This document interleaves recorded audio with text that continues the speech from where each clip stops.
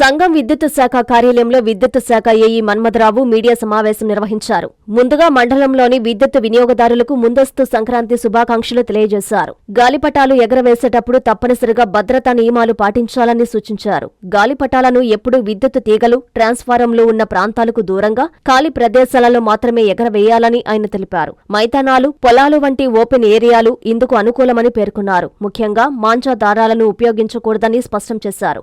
ఈ రకమైన దారాలు ప్రాణాపాయానికి దారితీస్తాయని హెచ్చరించారు. ఒకవేళ గాలిపటం విద్యుత్తు తీగల్లో చిక్కుకుంటే దానిని లాగడానికి ఎట్టి పరిస్థితుల్లోనూ ప్రయత్నించవద్దని ఏఈ సూచించారు. అలా చేయడం వల్ల తీవ్రమైన విద్యుత్తు షాక్కు గురయ్యే ప్రమాదముందని తెలిపారు. ఈ సందర్భంగా గతంలో మరిపాడు గ్రామంలో చోటు చేసుకున్న సంఘటనను ఆయన గుర్తు చేశారు.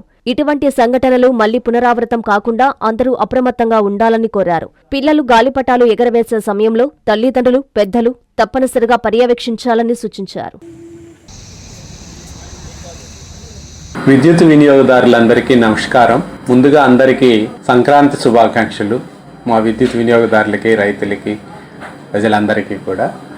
ముఖ్యంగా ఈ సంక్రాంతి పర్వదినంలో పిల్లలకి సెలవులు, వేడుకలు మనం ఇంటి దగ్గర చేస్తూ ఉంటాం. ఆ సమయంలో పిల్లలు గాలిపటాలు ఎగరేయడం జరుగుతూ ఉంటుంది. గాలిపటాలు ఎగరేసే సందర్భంలో మామూలు దారంతో మన పర్యవేక్షణలో తక్కువ ఎత్తులో సురక్షితంగా విద్యుత్ లైన్లు లేని చోట వేసినట్లయితే ఎలాంటి ఇబ్బందులు, ప్రమాదాలు జరగవు.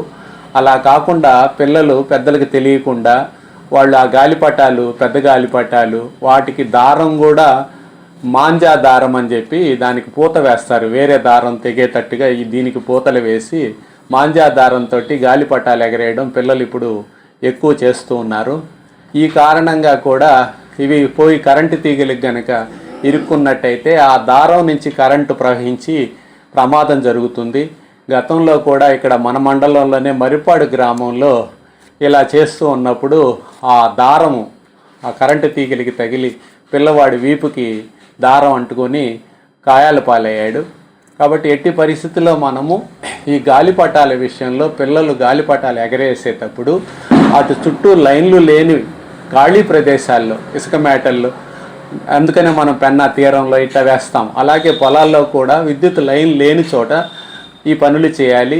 పెద్దల పర్యవేక్షణ ఉండాలి. పిల్లలు ఏదంటే ఆ దారాలు వేయకుండా, గరిష్ట ఎత్తులోకి పోకుండా, లైన్లకు తగలకుండా జాగ్రత్తలు తీసుకొని సంక్రాంతి దినాన అందరూ హాయిగా వేడుకగా ఈ సంక్రాంతిని జరుపుకోవాలని మేము విద్యుత్ శాఖ తరఫున పదే పదే విజ్ఞప్తి చేస్తాం.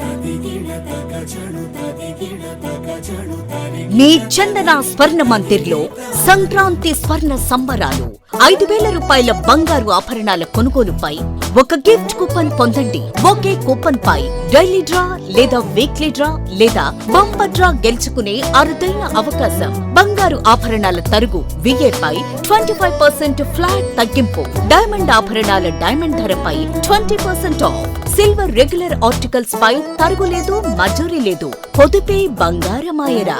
చందన స్వర్ణ మందిర్ మీకందిస్తున్న 2 బంగారు పొదుపు పథకాలు. ధన ఉత్సవ్, స్వర్ణ Utsav. Flexi advance purchase plan లో చేరండి. బంగారు ఆభరణాలపై 18% వరకు తరుగులేదు.